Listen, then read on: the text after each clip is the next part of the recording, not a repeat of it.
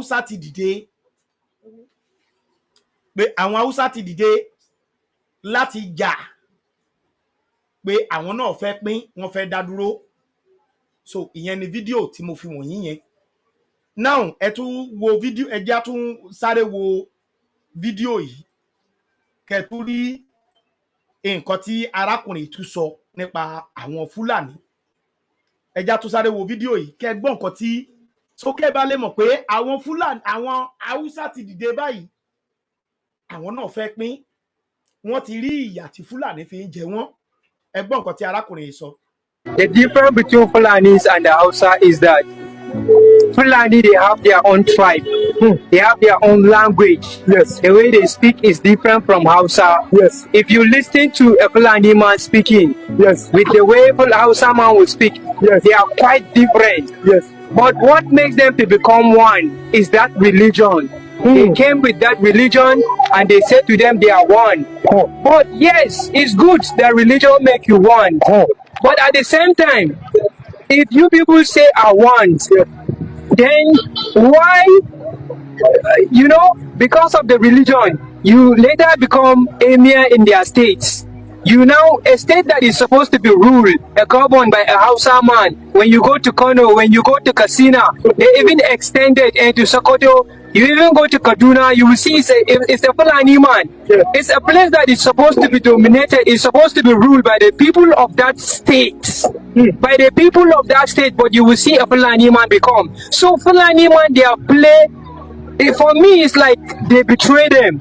For me, that's for me. For me, it's like they come with a deception. They come and they deceive you people, they give you the religion and they take over the resources of you people. The thing that you're supposed to be ruling, something that you're supposed to become dominant for it, they are the one who are dominating it.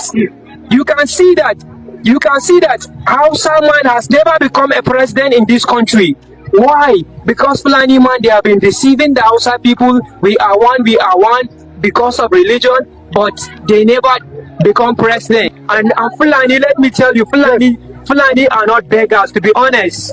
Yes, let me just say the truth. Why is it that Fulani people are not beggars? It's because they are the one who have been hijacking the treasure of this land to themselves. They are the one who have been accumulating the treasure of this country for themselves. So there are children who are staying in the villages with their cows. They don't beg and they don't marry. They don't marry a lot of women. You never see a Fulani man marrying, having many children like that. But I don't know why they came and they allowed the Hausa plan. They allowed the Hausas to marry, to get more people, to get more population. For me, they want the Hausa people to get more children, more population, so that in times of politics, they talk of democracy is a game of numbers. So they need that numbers, and the Hausa people are the one producing those children. And you can see the people that they are using to go and to do this killing, majority are the Hausas. But the one who you will discover leading is a Fulani man. And the leader, the gang roll leader, is a Fulani man. While the majority that will follow behind are the Hausas.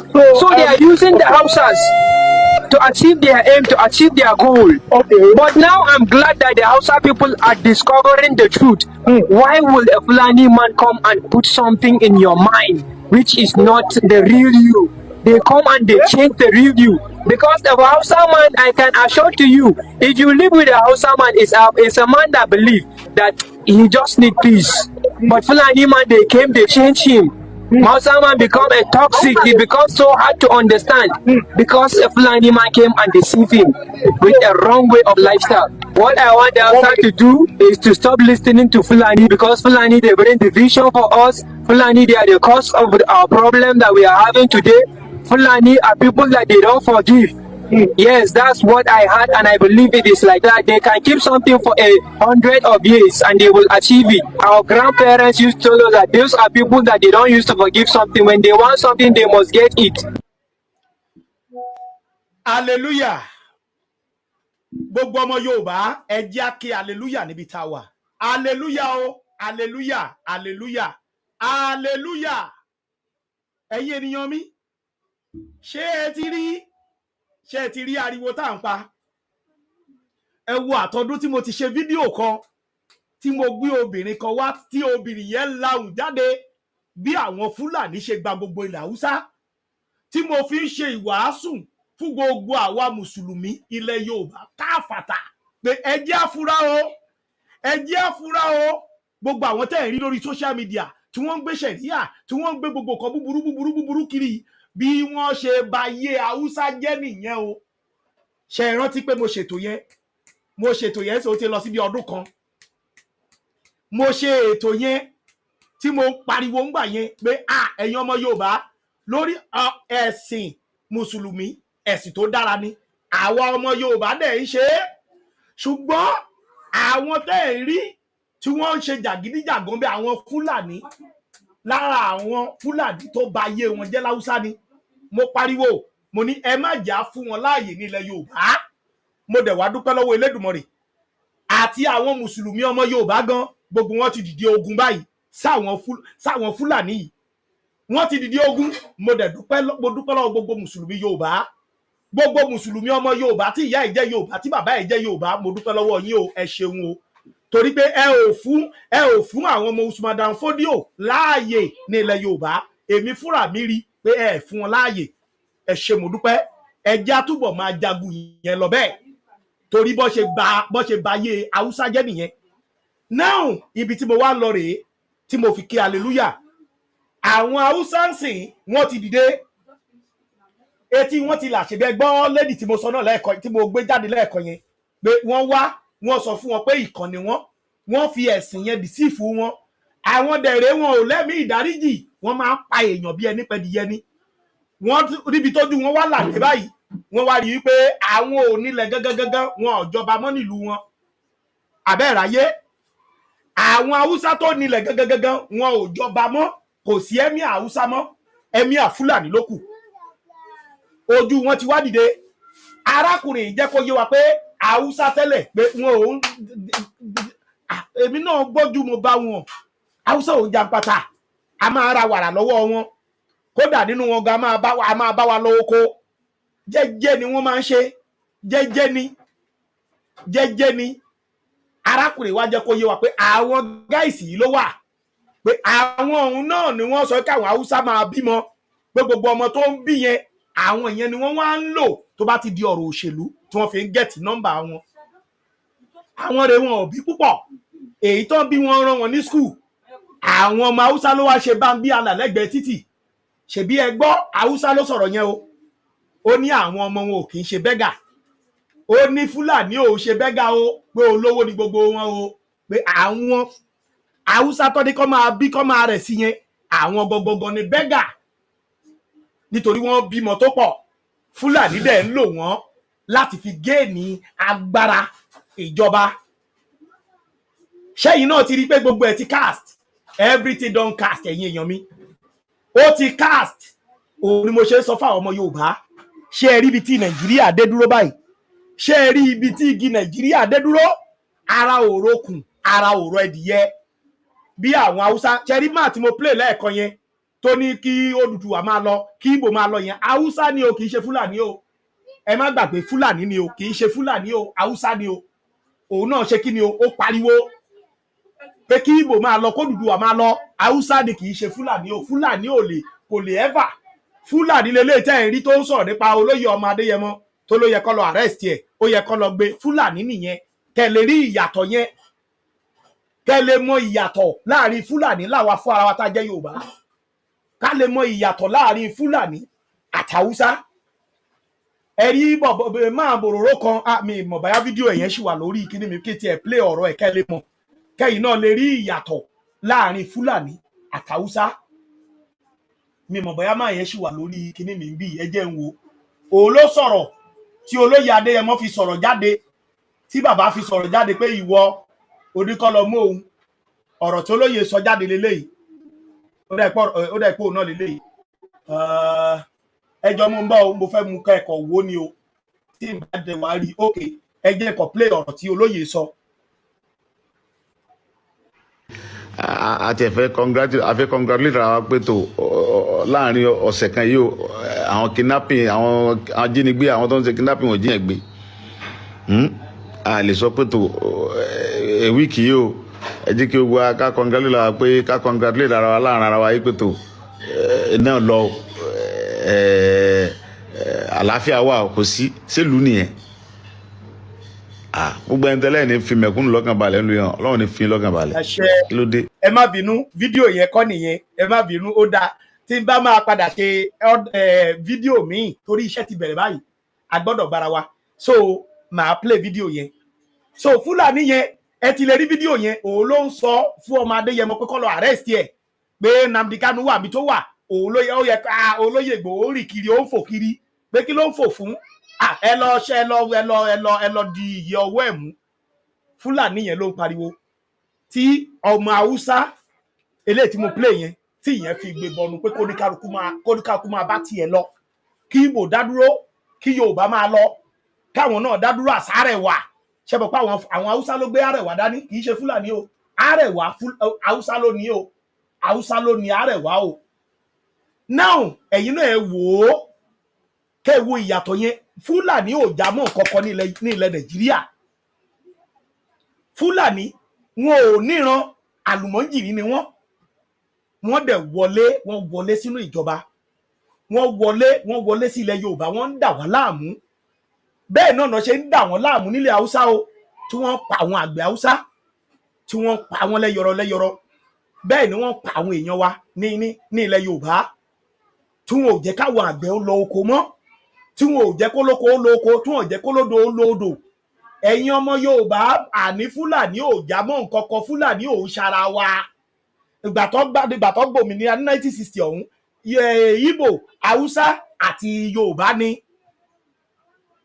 ẹ̀yin ènìyàn mi mo kàn fẹ́ kẹ́ ẹ mọ̀ ní o pé Yorùbá a gbọ́dọ̀ dádúró gẹ́gẹ́ bí orílẹ̀-èdè o torí pé ara òrókò ara òrò ẹdìyẹ o gbogbo ìlérí tí bàbá wa Jàgàbá ń bá wa sọ kò sí ẹyọ ọkọ èpìnì báyà àrí ń bẹ o kò sí nǹkan kan tẹ́ lè náwó sí abẹ ẹ lè bá mi tọ́ka o ẹ lè tọ́ka yàtọ̀ sí pé ó bíùdì ilẹ̀ ó bíùdì ara ẹ̀ ó dẹ̀ bíùdì kíní yàtọ̀ sí yẹn àwa tá a jẹ́ mẹ̀kúnnù ẹ tọ́ka sí nǹkan tá a rí o so fún díẹ̀ yìí ẹ̀yin ènìyàn mi gbogbo fídíò tí mo ti mú wá látẹ̀ẹ̀kan gbogbo atótónu mi látẹ̀ẹ̀kan ohun tó dálé lórí ni pé ẹ jẹ́ káwa ọmọ Yorùbá ẹ já fi ìmọ̀ ṣọ̀kan ẹ̀yin bàbá wa ẹ gbárùkù tì wá àwọn Haúsá náà ti fi gbé bọnu ojú wọn là tó bẹ́ẹ̀ gẹ́ tí wọ́n fi mọ̀ wípé àwọn tó jẹ́ ọmọ onílẹ̀ wọn ò rílẹ̀ dùn mọ́ wọn ò rílẹ̀ gbà mọ́ Fúlàní ti gba gbogbo ilẹ̀ wọn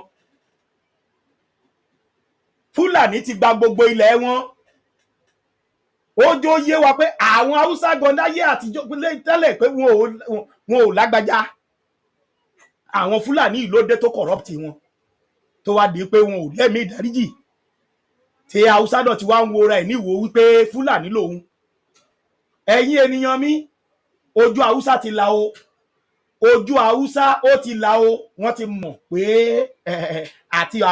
àti Fúlàní wọn ò ṣẹyọkọ o ẹ wá lọ wo orí social media lónìí láwọn tó ń kéwú tó ń ka gbogbo ẹ̀ Fúlàní ní gbogbo wọn ẹ̀ẹ́rì náà bó ṣe da ilẹ̀ Yorùbá rú báwo ni ìwọ tó máa jẹ́ ẹlẹ́sìn mùsùlùmí tó máa jẹ́ ọmọ Yorùbá tí wàá sọ wípé ilẹ̀ bàbá tiẹ̀ ló fẹ́ dàrú tí wàá sọ pé ilẹ̀ bàbá ẹ ló fẹ́ bàjẹ́ tí wàá máa ní kí kìrìsìtẹ́nì má fẹ́ mùsùlùmí kí mùsùlùmí má fẹ́ kìrìsìtẹ́nì tí kìrìsìtẹ́nì bá jẹun kù mùsùlùmí ò gbọ́dọ̀ jẹ wọ́n ní wọ́n ń ṣe happy new year ẹ̀yàn kan tó jáde ó ní kàlẹ́ndà tiwọn ó yàtọ̀ sí kàlẹ́ndà ti new year pé àwọn ọdún ò tí ì parí lọ́dọ̀ tiwọn níbi tí wọ́n ya ọ̀dẹ̀dẹ̀ ẹ sọ fún wọn pé kọ́ lọ dóònà wọn apply for visa kó wá lọ mú kàlẹ́ndà tiwọn yẹn báyà 367 days iná sì wà bíi ti mi mọ ibi tó wà kó wá lọ kọ sínú fọ́ọ̀mù wọn kó má lo déètì tí gbogbo àgbáyé ń lò níbi tí ayé tí wọ́n tó mẹ́ẹ̀ẹ́dẹ́ láwọn Fúlàní yìí ni o wọ́n tún jẹ́ kó yé wa pé kàlẹ́ndà tí wọ́n tún yàtọ̀ wọ́n celebrate new year wọ́n ní kò sí tó jẹ́ new year lọ́dọ̀ tiwọn wọ́n celebrate Christmas àwọn Fúlàní ní kò sí tó jẹ́ Christmas ibẹ̀ ni wọ́n làwọn kan náà ti dé fìlà fada Christmas tí wọ́n fi ń kírun tí wọ́n fi ń yayọ̀ ohun rere pé ìkan ìfẹ́ ṣùgbọ́n àwọn Fúlàní bí ikú kọ́ pààyàn kọ́ torí oríṣiríṣi nǹkan ni so ẹ má jò yà yín lẹ́nu o ẹ̀yin ọmọ Yorùbá ẹ̀yin ni kẹ́ ẹ jára yín gbà ẹ̀yin kìrìsìtẹ́nì ẹ̀yin mùsùlùmí ní ilẹ̀ Yorùbá tẹ́ ẹ jẹ́ ọmọ Yorùbá tí bàbá yín jẹ́ Yorùbá tí ìyá yín jẹ́ Yorùbá ni mò ń sọ o mi ì sọ ẹ̀yin àdàmọ̀dì o torí ẹ̀yin àdàmọ̀dì Yorùbá náà ẹ̀yin náà ti farapọ̀ mọ́ wọn ẹ ti jọ ń ṣòṣì bí ẹran aṣẹ́wo so ẹ̀yin ọmọ Yorùbá ẹja ṣí etí wa o ẹja la etí wa o ilẹ̀ bàbá wa àwọn bàbá wa jà nígbà ayé Usman Dan Fodio kò bọ́ lọ́wọ́ wọn o làwa fi rílẹ̀ gbà o òun la fi ń ta éka la fi ń ta plọ̀tù lọ́jọ́ tòní o Fúlàní fẹ́ gba gbogbo kinní yẹn lọ́wọ́ yín o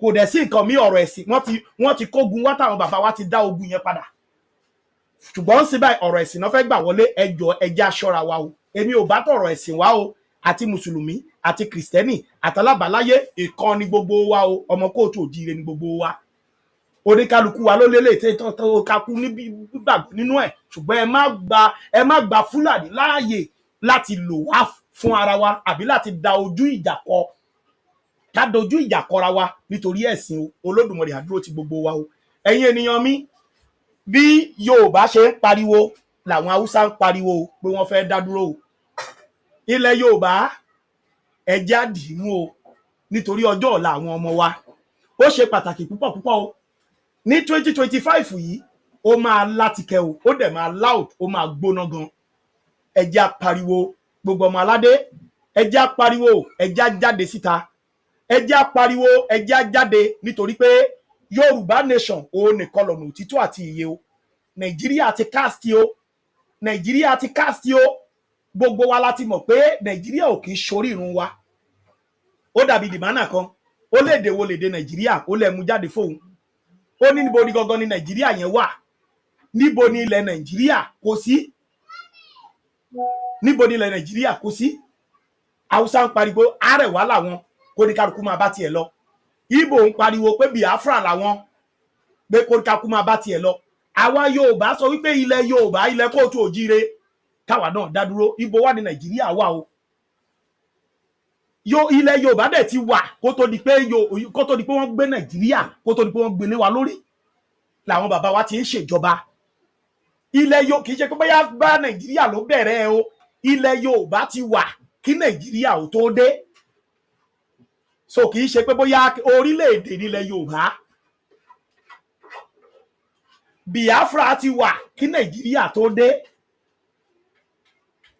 olórí burúkú òyìnbó yẹn ló so gbogbo wa pọ̀ òun ló gbé agbára lọ́wọ́ Haúsá Fúlàní gba agbára lọ́wọ́ Haúsá òun ni wọ́n ń lòdì yín lénìí yìí o ẹ̀yin ènìyàn mi ẹja jára wa o ọba mi Èdùmàrè á dúró ti gbogbo wa ẹ̀yin olólùfẹ́ mi mo kí yín fọ́dún o ẹ̀yin tẹ́ ẹ kí mi fọ́dún mo dúpẹ́ lọ́wọ́ yín o àpò ṣàṣàmùrọ̀ ò kì í gbẹ àpò yìí ò ní gbẹ lágbára Elédùmarè gbogbo ẹ̀yin olólùfẹ́ mi ẹ jẹ́ ká mọ̀ pé nínú ọdún yìí olóyè ọmọ Adéyẹmọ ti fohùn ránṣẹ́ a gbọ́dọ̀ ṣiṣẹ́ lé lórí big rally ń bọ̀ láìpẹ́ etí á gbọ́ ojú á rí lágbára dẹ́dà ṣẹ̀dá ọdún 2025 yìí ẹ má jẹ́ àgbà o no going back ni o ṣèbí ẹgbọ́n gbà tí mo sọ fún yín lẹ́ẹ̀kan wípé arábìnrin yẹn ọmọ Haúsá yẹn ó láwọn Fúlàní ti rẹ̀ ró pé tí Tinubu bá ṣe ìtò ní ṣe tágbára bá dọ́wọ́ wọn pé ilẹ̀ Yorùbá gbóná janjanjan ni o pé gbogbo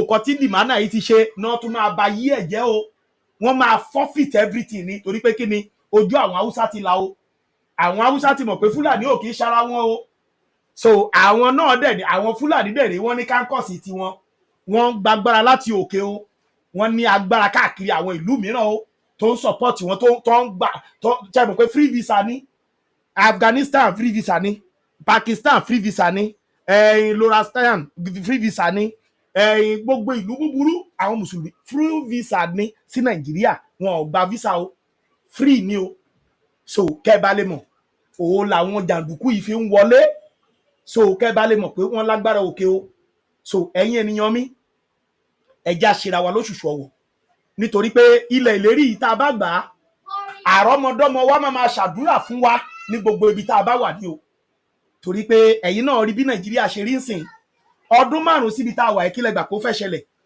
bàbá wa Tinubu òun gbìyànjú tiẹ̀ gbogbo pátó lo tó lè sà ó ti sà á gbogbo nǹkan tó fẹ́ lọ ṣe ó ti ń ṣe é àti ń rí so kò dẹ̀ sí bó ṣe dá kódà kókó gbogbo owó Nàìjíríà kókó wá sí ilẹ̀ Yorùbá tí Fúlàní bá gba ìjọba wọ́n máa sọ ilẹ̀ Yorùbá padà di ẹdun arinlẹ̀ pátápátá, wọ́n á sọ di aṣálẹ̀, gbogbo nǹkan mèremère tó wà ń bẹ̀ náà máa tún kó lọ pátá. Tẹ́ ẹ̀ tún wò pé torí pé àwọn bí Tinubu ṣe yọ ọmọ ogun tó yan olórí ọmọ ogun tó jẹ́ Yorùbá, tó yan eléyìí tó ṣe Yorùbá, tó yan eléyìí tó ṣe Yorùbá, tó yan eléyìí tó fi Yorùbá, tó fi gáìdì ara ẹ̀, tó fi ráyè travel odidi ọ̀sẹ̀ méjì tí nǹkan kan ò ṣẹlẹ̀ l'Aso Rock, tó fi build gbogbo ara ẹ̀. Tí Fúlàní bá débẹ̀, àwọn máa wá ṣe times double eléyìí tí Tinubu ṣe. Ṣe mọ̀ pé Buhari dà lọ́jọ́ tòní, níbo lágbára ẹ̀ wà? Agbára ẹ̀ ti ṣá málámálá, ó ti sinmi, ó ti sùn, kò ní agbára kankan mọ́. Bẹ́ẹ̀ náà ló tún máa wáyé sí bàbá wa Jagaban tásìkò náà bá tó. Bàbá Jagaban, báwo ni ẹ pẹ̀lẹ́ o, ẹ máa bí àdínkò ìmọ̀ parabulate kiri bí ti Ọbásanjọ́ tó ń sọ̀rọ̀ tí Nàìjíríà bá fẹ́ da òkè ló ti yẹ kán ti mú wá. Nígbà táwọn èèyàn bẹ̀rẹ̀ sí ń béèrè lọ́wọ́ ẹ̀ pé nígbà tí ìwọ wà ń bẹ̀ kí làwọn kan tó ṣe bí gbogbo nǹkan tó dá nílẹ̀ Yorùbá ló kó lọ sílẹ̀ Haúsá tó kó tọrẹ. Olódùmarè ṣẹ́ráwọ̀ olórí wa yìí wọ́n ti ṣí èrè gan. Ọlọ́run ló kókò bá wa ṣàánú, kó bá wa kó sí wọn nínú ni. Àwọn gáìsì yẹn wọ́n ti sán lórí gidi, wọn ò gbọ́ wọn Àṣàkẹ́ ni wọ́n ti gé ti gbàrà tó ti bọ́ sórí ipò yìí wọ́n ti gé ti gbogbo wọn lọ. Àwọn èèyàn wá béèrè lọ́wọ́ Ọbásanjọ́, ìwọ tó rí tí Nàìjíríà bá máa dákọ́ mu wá látòkè, ńgbà tí wọ́n wà ń bẹ̀ bá wa dárúkọ kan tó ṣe pàtó. Wọ́n ní ojú ọ̀nà Ọ̀tà gan nílùú ẹ̀. Wọ́n ní bàbá yóò ṣe tí tó fi kúrò ń bẹ̀. Gbogbo nǹkan mèremère tí Yorùbá ní wọ́n ló kó tọrẹ, ó kó sígbó,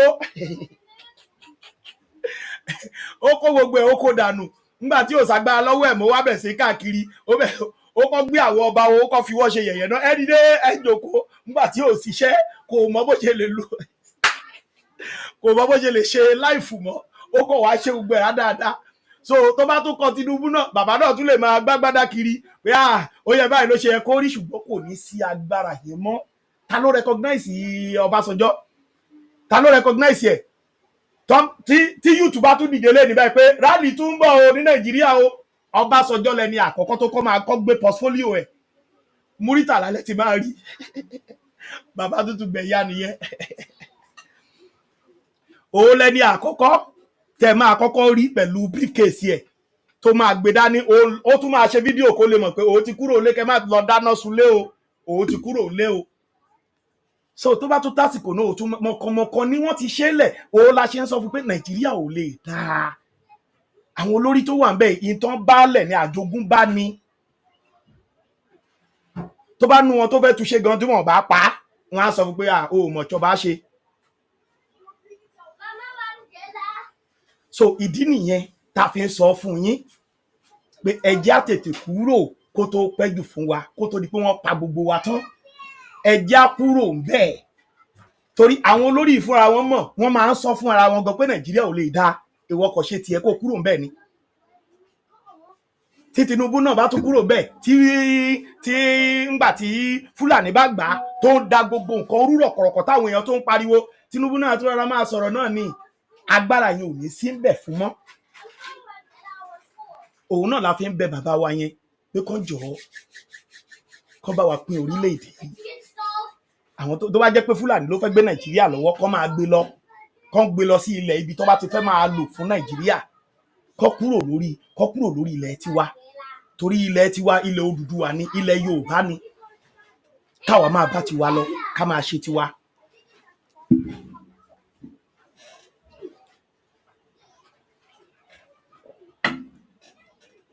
So ibi táwọn bá ti fẹ́ ṣe Fúlàní, tó bá ti fẹ́ ṣe Nàìjíríà wọn, kí Fúlàní máa gbé Nàìjíríà lọ. Torí èmi mọ̀ Haúsá Àrẹ̀wá ni tiwọn. So ẹ jẹ́ á kúrò lórílẹ̀-èdè búburú yìí. Ẹ̀yin ènìyàn mi, eléyìí adélé ní ọ̀rọ̀ dídùn ló máa sọ, tó bá máa débẹ̀ tán igbe lẹ́yìn máa ké. Kò ní sí fàájì, kò ní sí ìgbádùn kankan. Mo bẹ̀ wá o, gbogbo ọmọ Yorùbá ẹ dìde o. Ẹ̀yin ọba wa ẹ dìde o, ẹ̀yin pásítọ̀ wa ẹ dìde o, ẹ̀yin ìmáàmù wa ẹ dìde o, ẹ̀yin àfáà wa ẹ dìde o, ẹ̀yin pásítọ̀ wa ẹ dìde o, ẹ̀yin akọrin wa, ẹ̀yin tàkasúfè ẹ dìde o, ẹ̀yin eléré orí ìtàgé ẹ dìde o. Sọ̀rọ̀ tó wà nílẹ̀ yìí o, ẹ wo iye ẹ̀mí tó sùn ní Ìbàdàn torí pé wọ́n kàn fẹ́ pé 5,000. ẹ wo iye ẹ̀mí tó sùn lábìjá, ẹ wo iye ẹ̀mí tó sùn ní ilẹ̀ Ìgbò. ẹ dìde o, ẹ dá sọ̀rọ̀ tó wà nílẹ̀ yìí o. ẹ bá bàbá Tinubu sọ̀rọ̀ o, kó pín orílẹ̀-èdè kó tó kúrò ńbẹ̀ o. òun ló lè pay wa o, kó pín kó tó kúrò ńbẹ̀ o. nínú ọdún tá a wà yìí náà la dẹ̀ fẹ́ kó announce ẹ̀, kí Olódùmarè kó ran bàbá yìí lọ́wọ́ o, kó jó ṣe é ṣe o, kó bá wa ṣe o, kó gba Yorùbá nation fún wa nínú ọdún yìí o. ẹ ṣé mo dúpẹ́ o ẹ̀yin olólùfẹ́ mi. a ó tún máa pàdé lágbára Elédùmarè. ó dàbí orin kan tá a máa kọ lákùrẹ́ ni. líṣe lè dàbí kóró mọ́tì lọ òórò lọ, àṣeyí ṣàmọ́dù òórò lọ. wọ́n ṣe máa kọrin yẹn gbà ẹ́ ni. a tún máa padà pàdé lágbára Elédùmarè láìpẹ́ láì jìnnà. a ó tún máa sọ̀rọ̀. ṣe rí inú ọdún yìí, ṣe rí àwọn fídíò tí mo máa fún yín lórí ètò mi, àwọn fídíò tẹ́ ẹ máa wò lórí Àrólé Baba Tẹ́tẹ́ TV. ẹ̀yin ẹ subscribe, ká jọ ṣiṣẹ́ yìí, kẹ́yìn náà máa rí gbogbo bó bá ṣe ń lọ pátá lórí ètò ẹgbà yìí. ẹ̀wọ̀ ẹ bá wa dá sí ni, ẹ máa rí fídíò lórí láìfù wa yìí, ẹ máa rí bó ṣe ń lọ. so ẹ súnmọ́ wa, ẹ subscribe. tó bá dẹ̀ pé ẹ tún fẹ́ máa gbọ́ ìròyìn ajá àbálẹ̀, ẹ tún kọjá lọ sí Àrólé Baba Tẹ́tẹ́ TV News. brọ́dà wa kọ́ wà ń bẹ̀ tóun náà máa tún máa ń gbéṣẹ́ jáde, gbogbo ṣe lọ náà ló ń gbé jáde. ẹ lọ bẹ̀ kẹ́ lọ subscribe. ẹ ṣé o ẹ̀yin olólùfẹ́ mi. Happy New Year gbogbo ẹ̀yin olólùfẹ́ mi káàkiri àgbáyé. gbogbo ẹ̀yin sọ̀rọ̀sọ̀rọ̀ mo kí yín o. bàbá mi Ọláyọmí Kóìkì, Yèyé Dára, Ọmọlúkà, Bàbá Lẹ́kìtì, Emasbi TV, gbogbo World Media Organization mo kí yín o. àkú ọdún, àkú ìyèdún. bàbá mi Olóyè Ọmọ Adéyẹmọ, bàbá ní àrólé rólé rólé rólé rólé rólé, mo kí yín o dádì mi. bàbá mi Akíntóyè, mo kí yín o. mo kí yín, ẹ ṣé mo dúpẹ́ o. ó dàbọ̀, bye bye bye bye. ẹ ṣeun mo dúpẹ́ o. ẹ ṣé o ẹ̀yin èèyàn mi, ẹ ṣeun o. ká ní wonderful day o. ẹ ṣeun o. ẹ ṣé o. God bless you all. Bye bye. ẹ jọ̀ọ́ ẹ bá wa pín ètò yìí o. ẹ bá wa share ètò yìí, ẹ bá wa share ẹ o. ẹ ṣé mo dúpẹ́ o. ẹ share ètò yìí fún wa o. ẹ ṣeun o. jọ̀ọ́ mo ń bọ̀ o. ẹ bá wa share ètò yìí o ẹ̀yin ọmọ aládé, ẹ share ètò yìí o. ẹ ṣeun o. Yorùbá nation ló lè ṣe, Odùduwà nation ló lè ṣe, kí ìlú kó lè túbà kó lè túṣẹ, Odùduwà nation ló lè ṣe, kí ìlú kó lè túbà kó lè túṣẹ, Yorùbá nation ló lè ṣe. Kàmárò náà kàmárò jẹjẹ ni. Yorùbá nation ló lè ṣe. Oúnjẹ ó wálẹ̀, òǹgèrè á máa lọ ní lemọ́lemọ́. Yorùbá nation ló lè ṣe. Ìlú á máa tòrò, ìlú á máa dùn sí ni. Yorùbá nation ló lè ṣe. Ẹ jẹ́ ká jáde síta ká jà fẹ́tọ́ wa. Yorùbá nation ló lè ṣe. Gbogbo ọmọ Yorùbá pátápátá. Yorùbá nation ló lè ṣe. Tó ń bẹ lórílẹ̀‐èdè àti diaspora. Yorùbá nation ló lè ṣe. Ẹ jẹ́ ká gbà tẹ̀ wá. Yorùbá nation ló lè ṣe. Ọ̀rọ̀ yóò ṣọ̀rọ̀ bàbá mi Sunday Igboho nìkan lásán. Yorùbá nation ló lè ṣe. Ọ̀rọ̀ Yorùbá lápapọ̀ tá a mú wá bí. Yorùbá nation ló lè ṣe. Gbogbo ọba tó ń gbẹ nílẹ̀ Yorùbá pátápátá. Yorùbá nation. Ẹ dákun ẹ ti olóyè Sunday Igboho lẹ́yìn. Yorùbá nation. Gbogbo àwọn jagunjagun tó ń bẹ nílẹ̀ Yorùbá pátápátá. Yorùbá nation. Ẹ jẹ́ ká ti Sunday Igboho lẹ́yìn. Yorùbá nation ló lè ṣe. Gbogbo àwọn pásítọ̀ pátápátá. Yorùbá nation ló lè ṣe. Ẹ jẹ́ ká ti Sunday Igboho lẹ́yìn. Yorùbá nation ló lè ṣe. Gbogbo àwọn lè mọ́mọ́ àtàfà wa pátápátá. Yorùbá nation ló lè ṣe. Ẹ jẹ́ ká ti Sunday Igboho lẹ́yìn. Yorùbá nation ló lè ṣe. Gbogbo oní.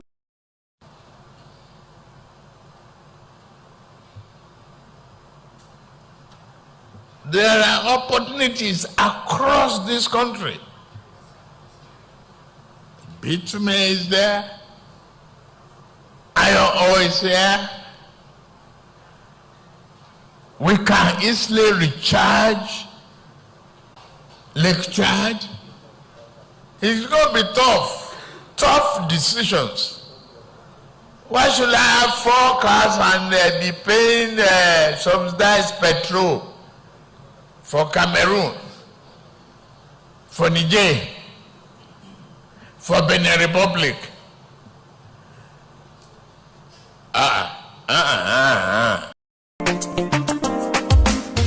Politicians promise anything, make you not believe in them.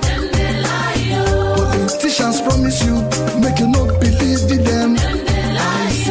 Politicians promise anything, make you not believe in them. Politicians promise you, make you not believe in them. Inside their mouth, truth to know they. Inside their eyes.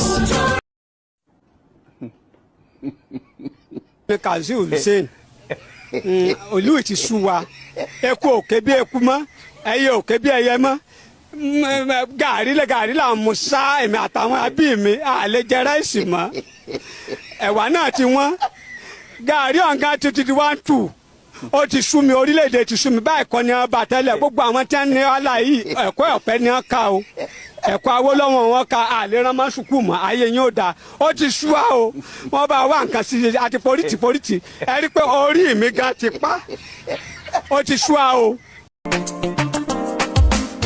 Politicians promise anything, make you not believe in them. Politicians promise you, make you not believe in them. Politicians promise anything, make you not believe in them. Politicians promise you, make you not believe in them. Inside their mouth, truth to know they. Inside their eyes, corruption they. Inside their heart, wickedness they. Once they get into power, now when to then go gain. Now in their brain, then we type one man will change. In the name of change, why? Change. They combine those with change. Politicians promise anything, make you not believe in them. Politicians promise you, make you not believe in them. If they say make you vote for them, make you look well. If they say make you vote for them, make you shine your eyes, oh. They promise us water, we don't see. Up till today, we don't see. We not they get water. Yes. They promise us light, we don't see. Up till today, we don't see. We not they see the light. At all. They promise us road, we don't see. Up till today, we don't see. Jaga road we they see. Yes. So promise then they make. When election done they come to deceive the people. Then will they promise this and that. Then they lie on them, they lie, yo go.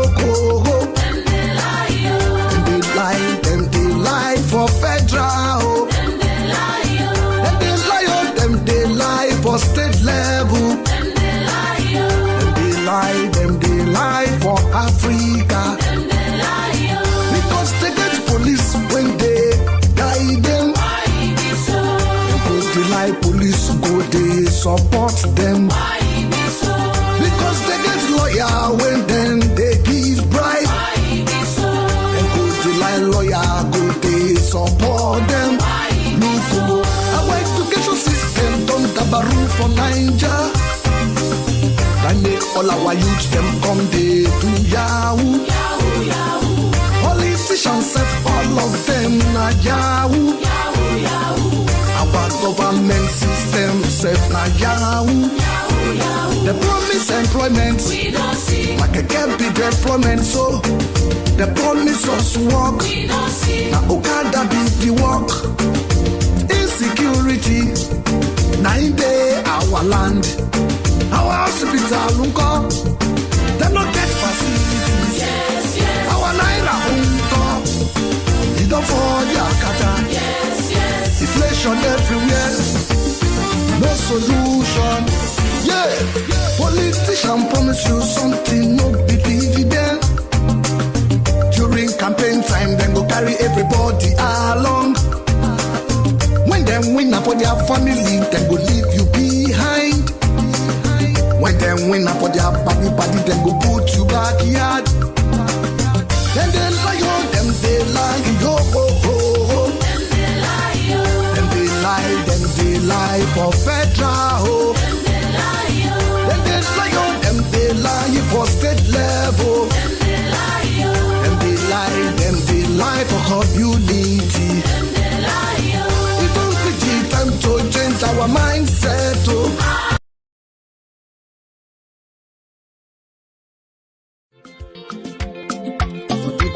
Go and build your home, for we are going home. Nigeria cannot walk again. Build your home is your home. Me too, but go and build your home, for we are going home. Nigeria cannot walk again. Build your home is your home. I can also build your home. Don't allow your enemies to divide you, for we are going home. Build your home is your home. Why must we perish in one Nigeria? Why must we die in what is not working? The country white migrated for us. The country we don't know how she came about. We can also divide the peace. A call for referendum is not a call for war, but for in case you need one, we can also give it times too. We can also live as good neighbors, share one thing in common. Let's help one another and make Africa to be great. The center cannot hold again. So let everybody go and build this home. Hold your leaders accountable. Build your home, make I build my home. We are going home to the land of rising sun. Your peace and justice shall reign. The land of victory. We are going home to the land of rising sun.